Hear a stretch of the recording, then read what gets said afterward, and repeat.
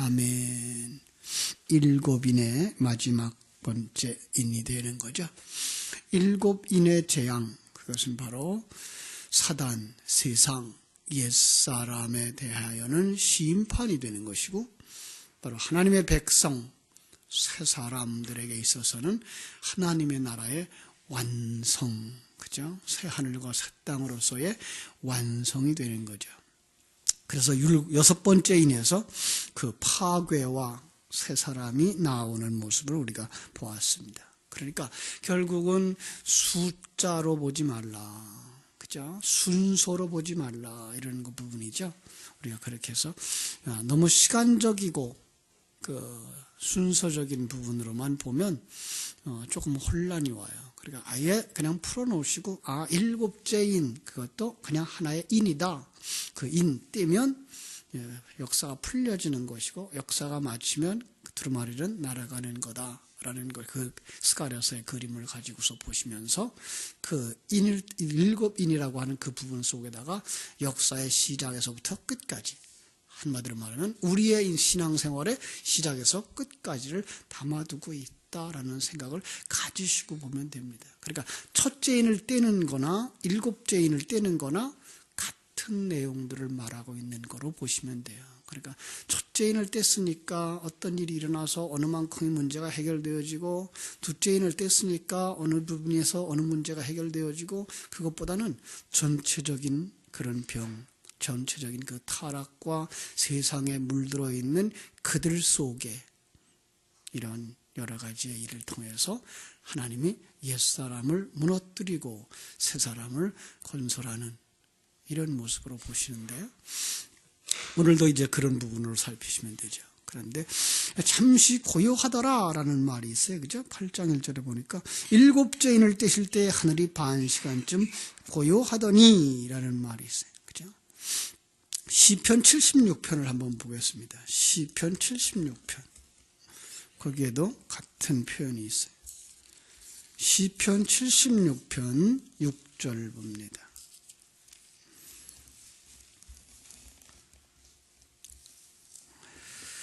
무릇 높이는 일이 동쪽에서나 서쪽에서도, 제가 잘못 봤네요. 76편 6절. 야곱의 하나님이여, 주께서 꾸짖으심에 병거와 말이 다 깊이 잠들었나이다. 주께서는 경외받을 이시니, 주께서 한 번 노하실 때에 누가 주의 목전에 서리이까? 주께서 하늘에서 판결을 선포하심에 땅이 두려워 잠잠하였나이다 라는 거죠. 곧 하나님이 땅의 모든 온유한 자를 구원하시려고 심판하러 일어나실 때에, 이것은 출애굽할 때의 상황을 노래한 거죠. 애굽의 병거와 마병이 바다에 빠져서 몰살되는 그 모습, 그 앞에 누가 주의 목전에 서리이까? 땅이 두려워 잠잠하고, 그죠? 그것은 바로 심판하러 일어나는 때입니다. 그 말과 오늘 말씀이 거의 방불한 거죠. 잠시 8장 1절에서, 계시록 8장 1절에서 반 시간쯤 고요하더니라는 말이죠. 그 세상, 악의 세력을 상징하고 있는 애굽이 모든 것들이 몰살되는 장면 속에다가 그걸 고요하다, 잠잠하다라는 말을 쓴 것이죠. 한번 요한계시록 18장으로 한번 다시 가보겠습니다. 요한계시록 18장에 보면 18장 21절,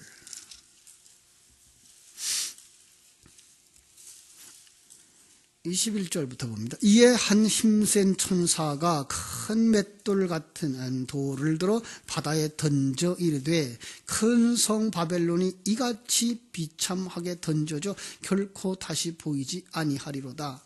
또 검은 고 타는 자와 풍류하는 자와 퉁소 부는 자와 나팔 부는 자들의 소리가 결코 다시 네 안에서 들리지 아니하고 어떠한 세공업자든지 결코 다시 내 안에서 보이지 아니하고 또 맷돌 소리가 결코 내 안에서 다시 들리지 아니하고 등불빛이 결코 다시 내 안에서 비치지 아니하고 모든 것들이 어떻게 된 거예요? 끝난 거죠. 예. 바로 여기에 있는 것들이 전부 다 무엇을 상징하는 거예요? 애굽을 상징하는 것이고 바로 사단을 상징하는 것이고 우리 옛사람을 상징하는 거죠. 소리가 들리지 않아요.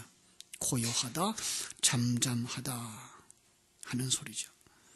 하나님을 조롱하던 소리도 자신들이 추구하던 그 쾌락의 소리도 그친 것, 그걸 하나님 앞에서 고요해진다. 욥기서 보면은 이게 바로 철없이 경고망동했던 사람이 하나님의 출현하심으로 말미암아 입을 다물게 되는 그런 장면인 거죠. 나중에 한번 욥기서 42장 6절을 보시기 바랍니다. 정말로 그는 자기가 의로운 자인 줄 알고 자기가 잘난 자인 줄 알고 자기 친구들이 복음을 가지고 들어와서 그들을 지적하려고 할 때에도 듣질 않아요. 율법을 가지고 들어와서 지적할 때도 듣질 않아요. 그때에 38장이 되면 하나님이 나타나셔서 내가 우주와 만물을 창조할 때 네가 어디 있었니? 그 우주와 만물의 크기를 다 드러내면서 그 크신 하나님 앞에 네가 감히 입을 열어 말할 거냐? 그때에 그가 이제 잠잠해지는 그런 그림을 볼 수가 있습니다. 역시 또 다른 하나의 그림을 보면은 그렇게 옛사람을 무너뜨리는 그림과 동시에 새 사람들의 찬송이 나오죠.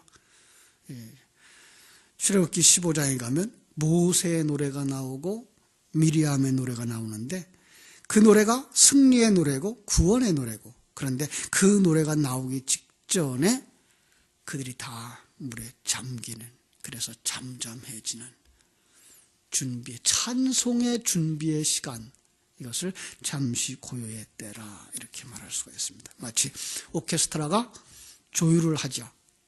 시작하기 전에 조율을 하고 지휘자가 나서면 바로 지휘 음악을 시작하기 전에 아주 조용해지는 그 조용해지고 다음에 음악이 나오면 뭐가 시작되는 거죠? 결혼식이 시작되는 거죠.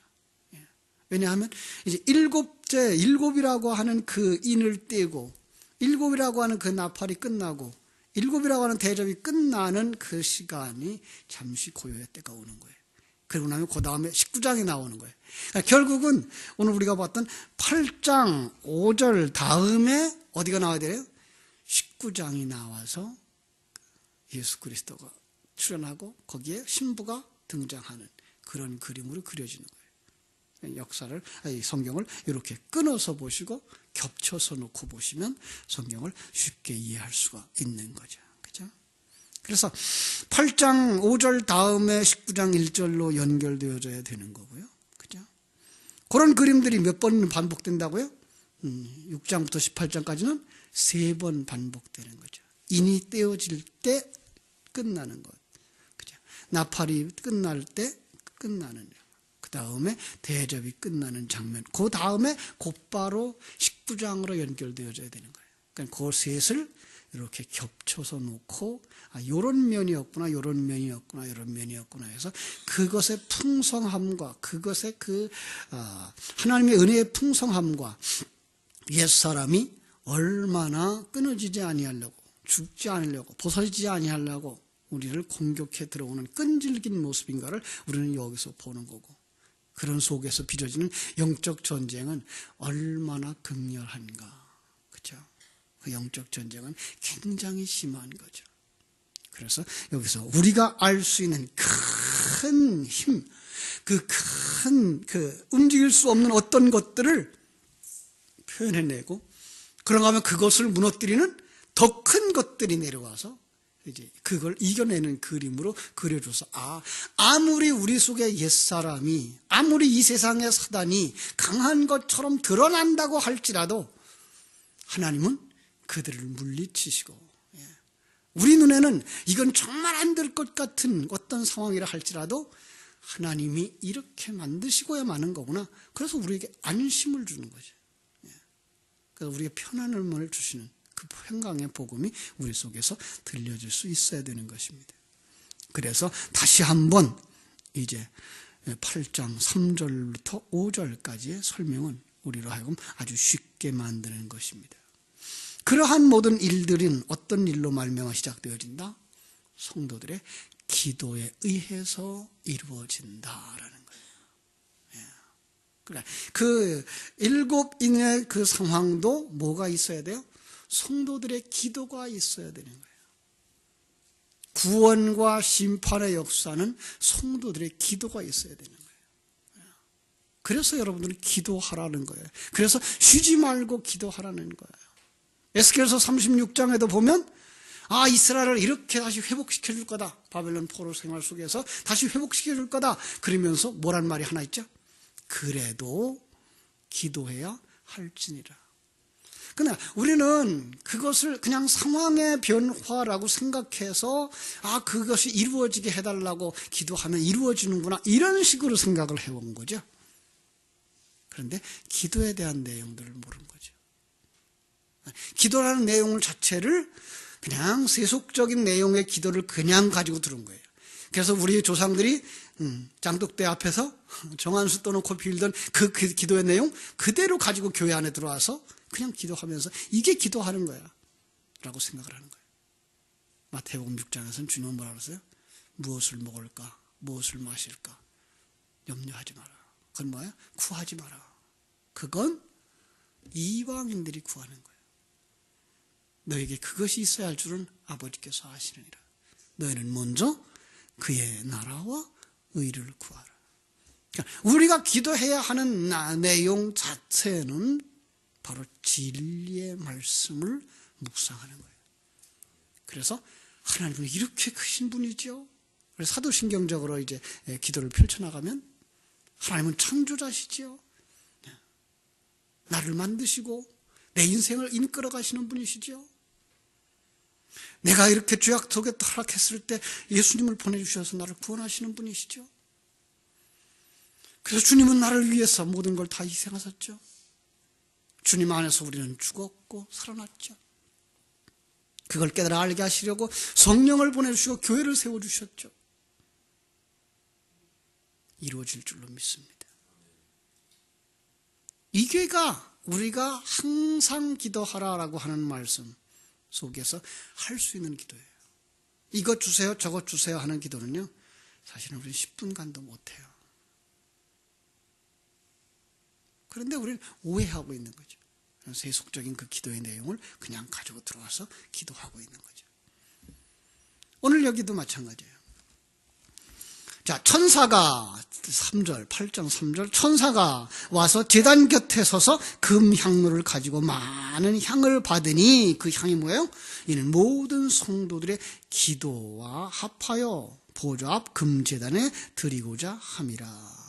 그러니까 성도들의 기도예요. 그리고 향연이 성도의 기도와 함께 천사의 손으로부터 하나님 앞으로 올라가는지라. 그럼 기도와 합하여지는 기도는 누구의 기도예요? 예수 그리스도의 기도예요. 그래서 우리는 마땅히 빌 바를 알지 못하나 그러죠. 그러죠. 우리는 마땅히 빌 바를 알지 못해요. 우리는 그저 보는 것 구하고 세상 것 구할 수밖에 없어요. 그런데 성령께서 우리를 위하여 기도하신다 그러죠. 성령이 누구죠? 우리 안에 있는 진리예요. 그 진리에 사로잡힌 사람만 진정한 기도를 할 수 있는 거죠. 그래서 그 기도가 올라가면 어떤 상황이 벌어지죠? 하나님의 역사가 일어나는 거죠. 자, 이제 이걸 갖다가 여기서 반시 동안 잠깐 그저 고요하더라라는 그 반시라는 말을 이거 헤미오리온이라는 말을 썼어요. 원어로에 보면. 근데 이게 헤메슈라는 말과 호라라고 하는 두 단어예요. 그런데 이 호라라는 게 시간이고 그거의 절반이에요. 어떤 시간인가, 그죠? 하나님의 심판과 하나님의 선택한 자들을 모아드리는 큰 시간이에요. 우리는 그걸 갖다가 짧은 시간인가 보다 그러는데 아니에요. 그 큰 시간이에요. 하나님의 백성들을 구원하는 그 시간, 하나님의 백성 아닌 자들을 심판하는 그 시간. 자, 한번 요한계시록 14장을 볼게요. 14장에 그런 시간이 있어요. 14장 7절. 그가 큰 음성으로 이르되 하나님을 두려워하며 그에게 영광을 돌리라. 이는 그의 심판의 시간이 이르렀습니다. 여기에 심판의 시간, 이게 호라라는 단어를 썼어요. 15절을 한번 볼게요.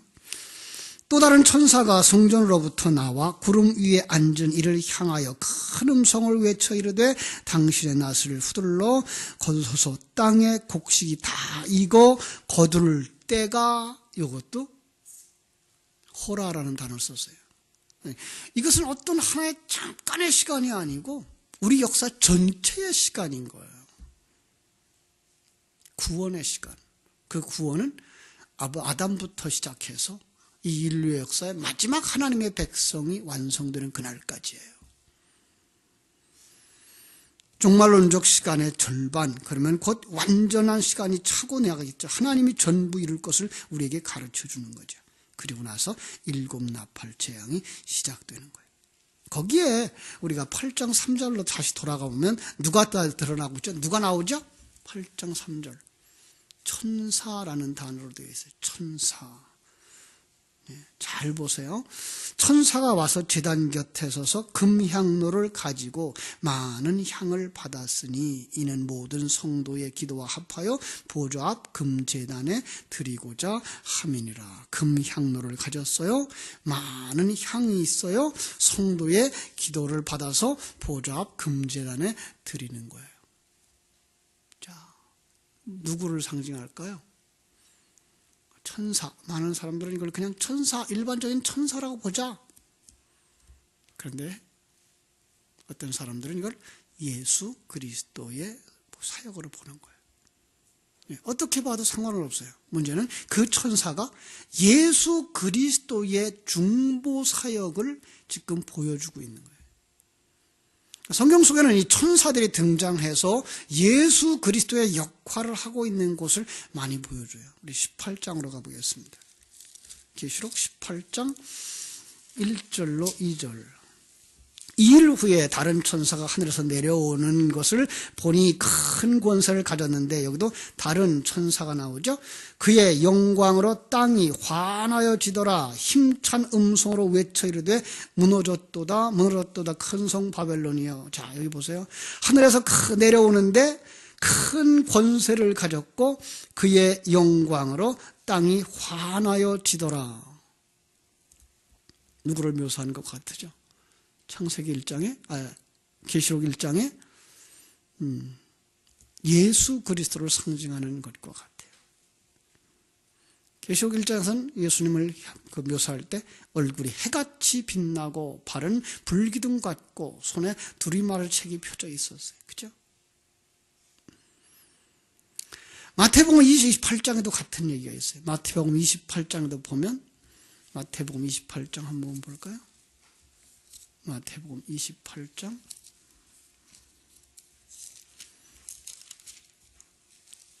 1절로 3절.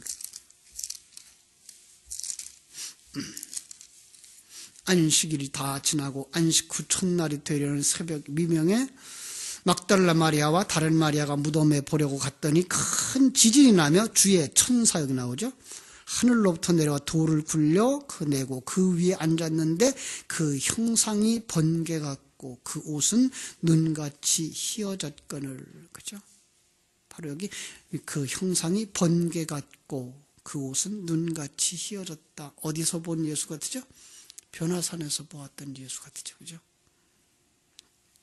자, 이런 모습을 통해서 천사라고 하는 그 얘기가 누구를 상징하는 것처럼 보여져요? 예수님을 상징하는 것으로 보여질 수 있는 거죠. 그죠? 아주 더 확실한 것 한 곳 보여드릴게요. 레위기 16장. 레위기 16장.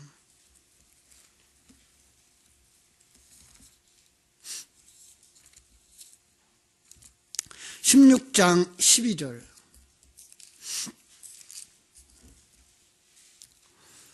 향로를 향로를 가져다가 여호와 앞 제단 위에서 피운 불을 그것에 채우고 또 곱게 간 향기로운 향을 두 손에 채워가지고 휘장 안으로 들어가서 여호와 앞에서 분향하여 향연으로 증거궤 위 속죄소를 가리게 할지니 그리하면 그가 죽지 아니할 것이며 그는 또 수송아지의 피를 가져다가 손가락으로 속죄소 동쪽에 뿌리고 또 손가락으로 그 피를 속죄소 앞에 7번 뿌릴 것이며 누구의 역할이죠?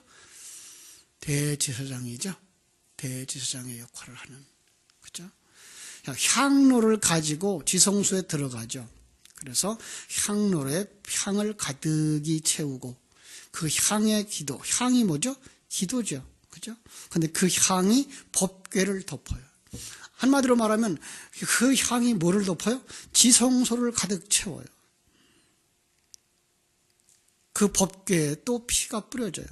그때 사람들은 성소 밖에서 우리의 제사를 받아주시고 응답하소서라는 기도를 드리고 있는 그 모습, 그게 지금 우리가 보고 있는 요한계시록의 8장에 나오는 그 그림인 거죠. 그렇습니다. 거기에 대제사장은 누구가 상징한 거예요? 예수를 상징하고 있는 것이고요. 그렇습니다. 바로 대제사장 예수 그리스도를 상징하는 그 역할을 하는 천사 예수가 있고 그가 어떤 기도를 할까요? 중보 기도를 하고 있는 거죠. 우리의 기도와 합하여서 그의 중보의 기도로 말미암아 하나님의 나라와 의가 이루어지는 것이죠. 그래서 어떤 사람은 이런 책을 썼죠. 우리의 기도 대부분은 천국에서 뭡니다? 쓰레기입니다. 예. 왜 그랬을까요? 지금 우리가 마땅히 구해야 할 바를 구하지 못하고 그래서 구하여도 받지 못하면 정욕에 쓰려고 잘못 구함이라 이렇게 말하는 거죠. 그러니까 우리가 마땅히 구해야 될 것, 물론 우리가 어리면 어린아이답게 그쵸 자기의 필요한 것 얘기할 수 있어요. 그러나 거기서 끝나면 안 되고 더 깊은 자리에 들어가서 아버지의 뜻을 깨달아 알고 그 뜻이 이루어 주옵소서. 그래서 예수님이 겟세마네 동산에서 하신 기도처럼 내 뜻대로 마옵시고 아버지의 뜻대로 이루어 주옵소서. 우리는 그걸 주기도문에서 늘 하죠. 하늘에서 이룬 것 같이 땅에서도 이루어지게 하옵소서. 예. 그런데 불구하고 우리는 이 영적인 것들에 대한 눈들이 안 열리면 현실 문제만 가지고 나와서 현실 문제 해결만을 기도하고 있다고요. 그래서 현실 문제의 내용을 기도해서 그게 잘 되면 큰일 납니다. 우리는 현실 문제에 대한 것들은 구해도 받지 못하게 되어져 있어요. 왜냐하면 우리 현실 문제는 우리 육신은 뭘 구해요? 내가 잘 되고 내가 편안해지고 내가 앞장서는 것을 구하고 있거든요. 하나님은 자기가 부인되어지고 주님의 십자가를 함께 지고 가자고 초청하고 있고요. 주님의 힘이 셀까요? 내 힘이 셀까요? 주님과 함께 멍에를 메고 가는데 그쵸 자기가 망나니 같은 송아지가 자기 멋대로 가면 주님이 따라가 줄까요? 절대로 아니에요. 역사는 하나님이 만들어가요. 물론 이 세상 일을 위해서 여러분이 노력하지 말란 얘기 아니에요. 해야죠. 하셔요. 그리고 성실하게 사셔야죠. 그건 일반 은총 속에서 이미 다 주신 거예요. 그래서 불신자들도 이 세상 속에서 성실하게 살면 부자로 산다고요. 우리는 예수 그리스도의 보혈로 말미암아서 열어진 그 기도의 통로를 통해서 무엇을 구해야 될 것인가? 하나님 그 나라가 이루어지게 하옵소서. 어디서부터 이루어져야 되죠? 여러분과 내 안에서부터 이루어져야 되는 거예요. 그 기도가 성소에 가득 차지면 어떤 상황이 벌어지죠? 5절. 그래서 이제 계시록 8장 5절. 천사가 향로를 가지고 제단에 불을 담아다가 땅에 쏟음에, 그죠? 거기에 우레와 음성과 번개와 지진이 나더라. 그러니까 이런 것들이 지금 어떤 상황들이다? 이게 옛사람을 심판하는 그 그림인 거예요. 그러나 세상을 심판할 것이며, 그리고 사단을 심판할 것이며, 가깝게는 내 안에 옛사람을 심판하는 거예요. 그래서 이제부터 시작되는 일곱 나팔들이 이제 부러지는 거죠. 어떤 면에서는 일곱 나팔이 일곱 인 안에 들어가져 있는 그림이에요. 그래서 겹치기라는 얘기를 할 수 있는 거죠. 그래서 그 일곱 나팔에 일어나는 사건들도 역시 이제 내일부터 보시겠습니다만은 나팔 언제 부러지는 거예요? 그 내용들을 묵상하시고 그것이 우리는 복음의 나팔이구나를 알 수 있고요. 그래서 복음의 나팔이 부러질 때 그 복음에 의하여 내려오는 것들이 무엇이며 그 복음에 의해서 무너지는 것들이 무엇인가를 쭉 살펴보는 것이 또 일곱 나팔의 사건들인 것을 우리는 알 수가 있습니다. 그래서 그 상황들이 마지막까지 되어지는 일곱 번째 이제 나팔에 가면은 똑같이 11장 19절에 가면 이런 그 우레와 번개와 지진이 일어나는 사건이 똑같이 그려지고요. 또다시 일곱 대접이 쏟아지는 마지막 순간에 가보면 16장 17절 이하에서 똑같이 지진이 일어나고 천둥 번개가 치고 거기에서 이제 멸망이 이루어지는, 바벨론이 완전히 멸망하는, 그러니까 바벨론 이제까지 생각했던 그 악의 세력을 집결한 도시, 상징적인 도시죠. 사단의 발판, 이 세상이 다 무너지는 이런 상황들로 이제 종결되어지는 그림을 우리는 6장부터 18장 속에서 볼 수 있는 것입니다. 바로 그것이 이루어지게 하옵소서. 그것이 이루어지게 하옵소서. 그런데 그건 어디서부터 이루어져요? 심판은 성소에서부터, 바로 여러분과 내 안에서부터 옛사람을 쳐내는 그 작업으로 일어나는 거예요. 그러니까 이 상황들이 벌어진다고 해서 이 세상이 그렇게 될 건가 봐. 예, 세상도 그렇게 될 것입니다. 그러나 가깝게는 여러분과 내 안에서부터, 여러분과 내가 그렇게 의지했던 것들을 부숴내는 그 작업.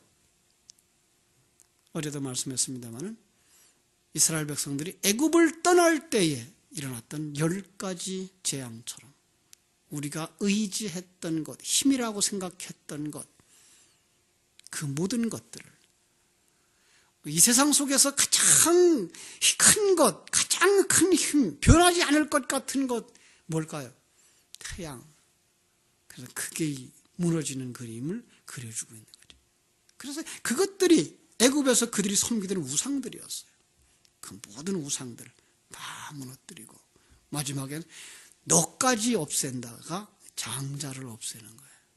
그러니까 네가 없어지면 안 되니까 너를 구원하기 위해서 누가 대신 와요?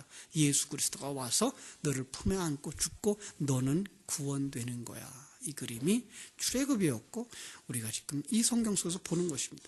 그러니까 성경을 요건 요 마지막 시대에 일어나기 위해서 기록한 책으로 보시면 이게 뭘까라는 의혹이 많이 일어나요. 그러나 성경은 복음서다라는 생각을 가지고 이 복음을 설명하고 있으며 그것은 바로 지금 내게 필요한 생명의 말씀으로 보시면 하나님은 지금도 진리와 생명의 말씀을 내려주셔서 뭐를 무너뜨리려고 하는 거예요? 우리 속에 있는 옛사람들을 무너뜨리는 거예요. 그게 가장 큰 일이거든요. 우리가 이 세상에 살아야 되는 이유가 거기에 있는 거거든요. 탕자가 돼지우리간에서 겪어야 되는 게 그 이유고요. 이스라엘 백성들이 애굽 속에서, 바벨론 속에서 경험했던 것들이 바로 그것이거든요. 죄 때문에 빚어지는 그 상황 속에서 하나님의 은혜 속에서 배워야 하는 것들은 하나님을 알아가는 것. 하나님을 모르면 여러분 속에 일어나는 이 영적인 전쟁의 이유를 전혀 모르고 혼란스럽고, 그래서 우리는 많은 혼란을 겪었죠. 아니, 하나님이 나를 그렇게 사랑하신다면서 이거밖에 안 돼? 하나님 우리를 그렇게 위하여서 독생자까지 주셨다는데 왜 우리는 불순자만도 못한 거야? 내게 왜 이런 일이 일어나는 거야? 라는 갈등을 겪으면서 여러분 속에는 진리에 대하여조차 의혹을 가지게 되는 거죠. 아니에요. 우리는 그것을 과정을 거쳐가는 거예요. 그래서 사망의 음침한 골짜기를 거쳐가는 것이고 하나님의 백성들에게 징계는 다 있는 것이고 그 과정 속에서 이 징계의 이유, 이 시간과 공간 속의 삶의 이유들을 아시는 분들은 구원받은 자고 모르는 자들은 지옥으로 가는 자들인 거예요. 여러분들은 하나님이 주신 그 지혜로 눈이 열려서 여러분 속에 일하시는 하나님을 보시고 그 하나님이 얼마나 크신 분인 줄을 보시고 그분과 함께 여러분에게 허락하신 사명의 길, 거기에서 충성스럽게 오늘도 성실하게 하루를 살아가는 복된 성도들 되시기를 주님의 이름으로 축원합니다. 기도하겠습니다. 하나님 우리 아버지 크신 은혜와 사랑을 감사드립니다. 옛사람을 무너뜨리는 그 시간들, 그리고는 잠시 고요의 시간을 우리에게 허락하시며 이제 결혼 행진곡을 들려주실 그 하나님을 바라다 볼 수 있게 오늘 말씀 주신 것을 감사드립니다.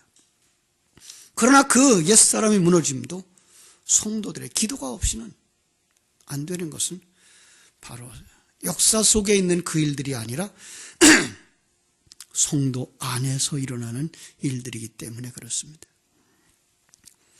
바로 대제사장이신 예수 그리스도가 기도의 향을 가지고 지성소를 가득 채웠던 것처럼 오늘 진리와 생명의 말씀 그 기도가 우리의 심령 속에 가득 채워지게 하여 주시옵소서. 그리고 그 일로 말미암아 우리 속에 옛사람들이 무너져 나가고 부서져 나가고 그리고 벗겨지는 역사가 일어나게 해 주시옵소서. 아버지 하나님, 이 귀한 사실을 깨달아 알고 우리의 상황과 사건, 환경 속에서도 하나님은 그 일을 하고 계시다는 사실을 볼 수 있는 눈들이 열려지고 그리고 하나님의 손길들을 느끼는 감각들이 살아나게 해 주시옵소서. 당신의 사랑하는 귀한 자들을 축복해 주시옵소서. 예수님의 이름으로 기도하옵나이다. 아멘.